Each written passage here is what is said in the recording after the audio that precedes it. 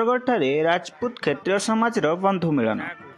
ସୂଚନା ଅନୁଯାୟୀ ଆଜି ସୁନ୍ଦରଗଡ଼ ଠାରେ ରାଜପୁତ କ୍ଷତ୍ରିୟ ସମାଜର ତୃତୀୟ ବାର୍ଷିକ ବନ୍ଧୁ ମିଳନ ଉତ୍ସବ ପାଳିତ ହୋଇଯାଇଛି।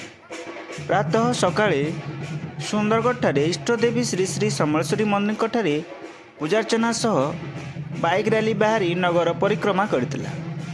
ବାଇକ୍ ରାଲି ରାଜବାଟୀ ସମଲେଶ୍ୱରୀ ମନ୍ଦିରଠାରୁ ଜିଲ୍ଲାପାଳଙ୍କ ବାସଗୃହ ସାମ୍ନା ପର୍ଯ୍ୟନ୍ତ ଯାଇଥିଲା। ପରେ ପରେ ଅତିଥି ଓ ମୁଖ୍ୟ ଅତିଥିଙ୍କ ଦ୍ୱାରା ସ୍ୱାଗତ ସମ୍ବର୍ଦ୍ଧନା ଦ୍ୱାରା ବିକାଶ ଭବନଠାରେ ବନ୍ଧୁ ମିଳନ କାର୍ଯ୍ୟକ୍ରମ ଅନୁଷ୍ଠିତ ହୋଇଥିଲା।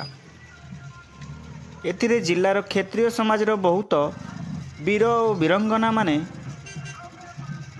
ଯୋଗ ଦେଇ ନିଜ ନିଜ ମତ ସମାଜର ଏକତା ଉନ୍ନତି ପାଇଁ ବ୍ୟକ୍ତ କରିଥିଲେ।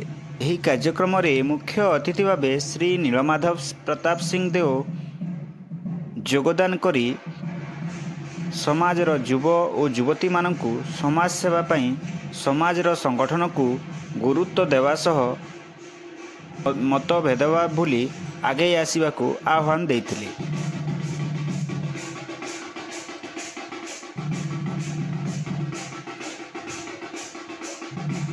ସୁନ୍ଦରଗଡ଼ରୁ ସନ୍ନ୍ୟାସୀ ସାହୁଙ୍କ ରିପୋର୍ଟ, ସନ୍ଧାନ ନ୍ୟୁଜ୍।